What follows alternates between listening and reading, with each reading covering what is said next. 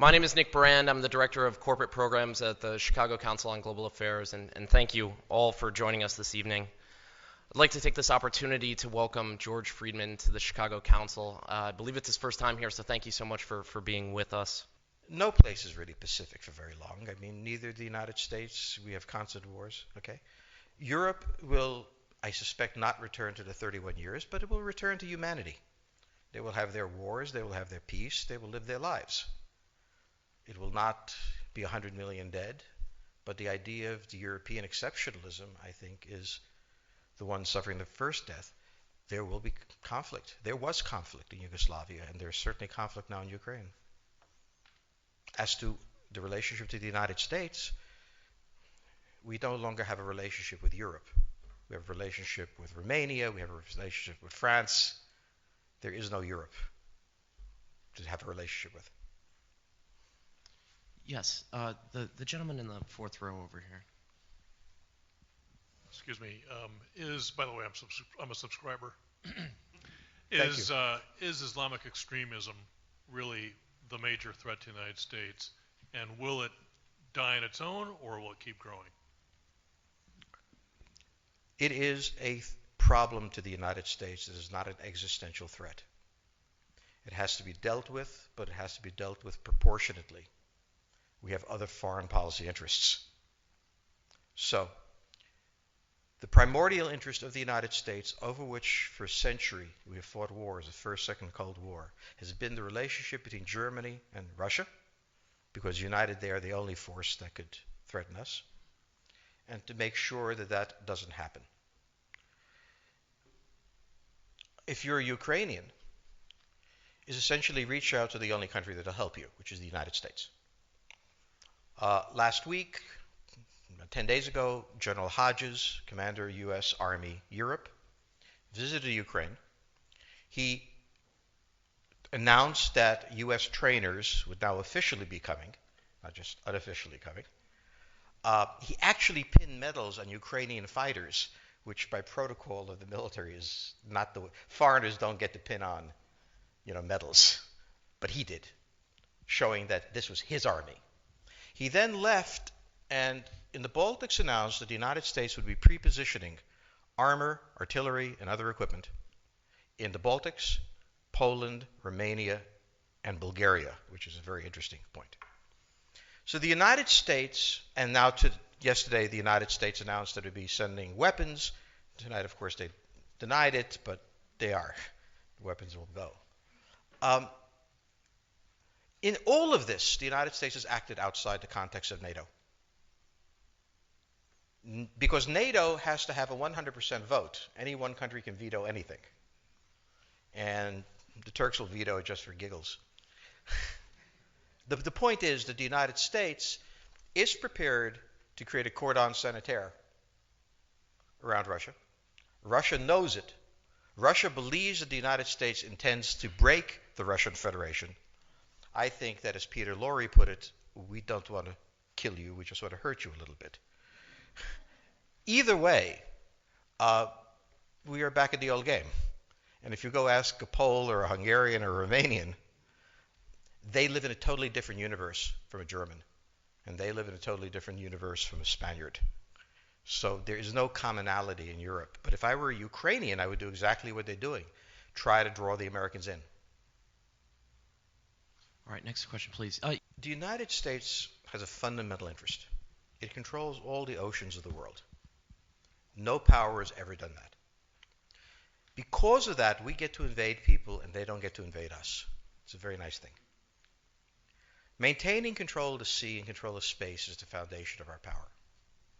The best way to defeat an enemy fleet is to not let it be built. The way the British managed to make certain that no European power could build a fleet was to make sure the Europeans were at each other's throats. The policy that I would recommend is the one that Ronald Reagan adopted toward Iran and Iraq. He funded both sides so they would fight each other and not fight us. This was cynical. It was certainly not moral. It worked. And this is the point. The United States cannot occupy Eurasia. The moment the first boot sets the ground, the demographic differential is we are totally outnumbered.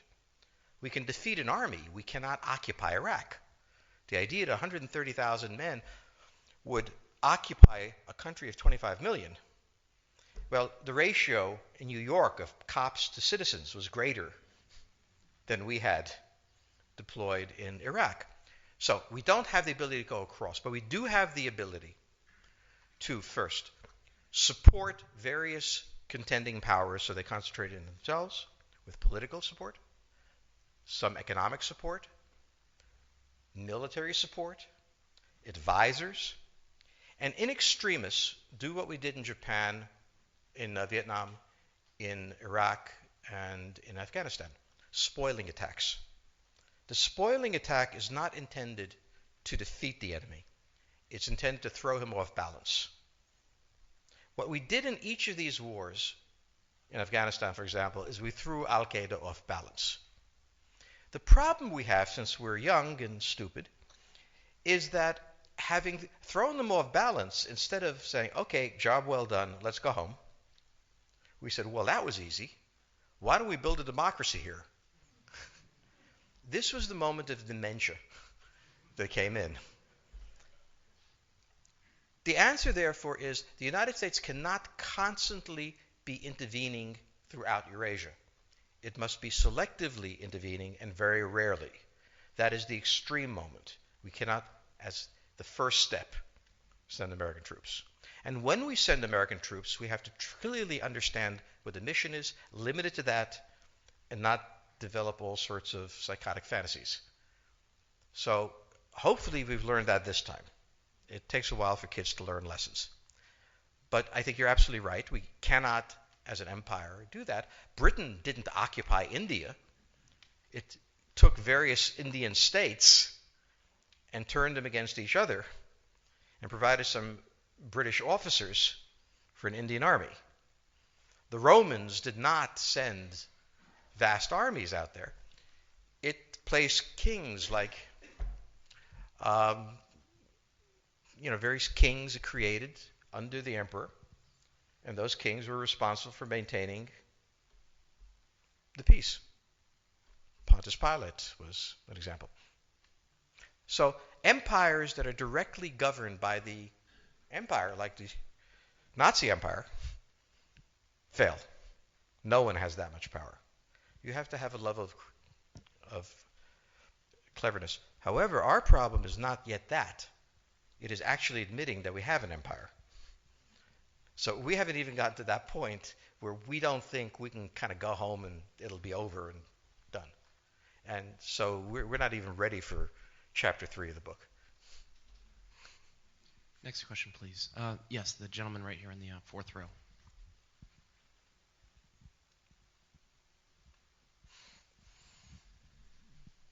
So I infer from your comments that the euro as the currency will not survive.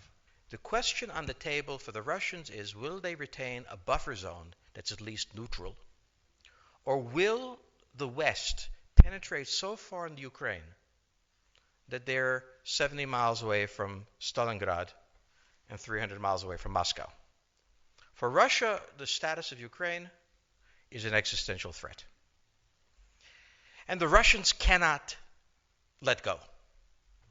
For the United States, in the event that Russia holds onto the Ukraine, where will it stop? Therefore, it's not an accident that General Hodges, who's been appointed to be blamed for all of this, is talking about prepositioning troops in Romania, Bulgaria, Poland, and the Baltics.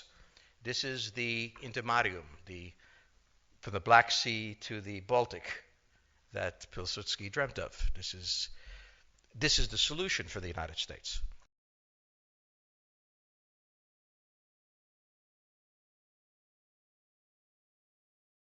The issue to which we don't have the answer is, what will Germany do? So the real wild card in Europe is that as the United States builds this cordon sanitaire, not in Ukraine, but to the west, and the Russians try to figure out how to leverage the Ukrainians out, we don't know the German position. Germany is in a very peculiar position. Its former Chancellor Gerhard Schroeder is on the board of Gazprom. They have a very complex relationship to the Russians. The Germans themselves don't know what to do. They must export. The Russians can't take up the export. On the other hand, if they lose the free trade zone, they need to build something different. For the United States, the primordial fear is Russian capital, Russian technology, German technology and German capital, Russian natural resources, Russian manpower, as the only combination that has for centuries scared the hell out of the United States. So how does this play out? Well, the U.S. has already put its cards on the table. It is the line from the Baltics to the Black Sea.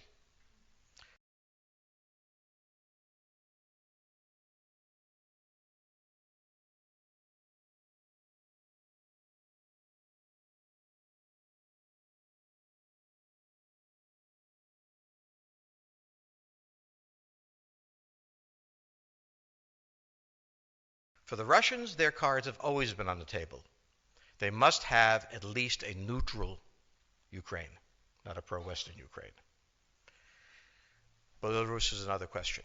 Now, whoever can tell me what the Germans are going to do is going to tell me about the next 20 years of history. But unfortunately, the Germans haven't made up their mind. And this is the problem of Germany always.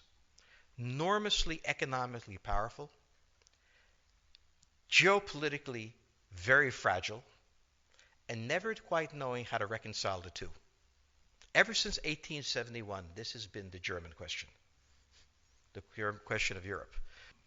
Think about the German question, because now it's coming up again.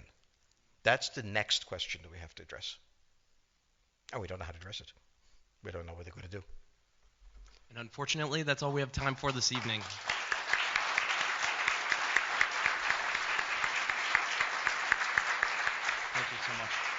Thank you so much, George Friedman. He'll be signing copies of his book in the rear of the room.